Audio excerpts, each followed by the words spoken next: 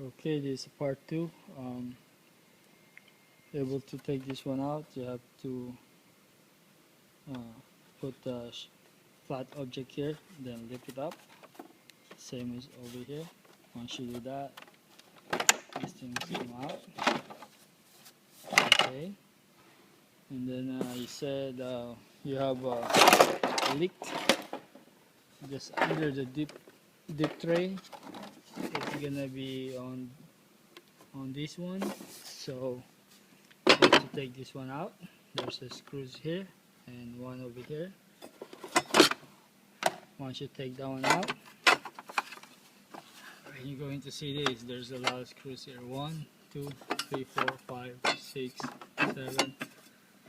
Take all the screws that you see here. Once you do that, this one is coming out. Okay.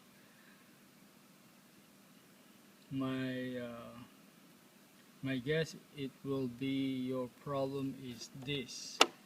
Either it cut over there or this one's came loose, just reconnected, and you should be fine. If you need parts, just tell us if you need these parts or this hose. Okay, hope this video will help you. Thank you.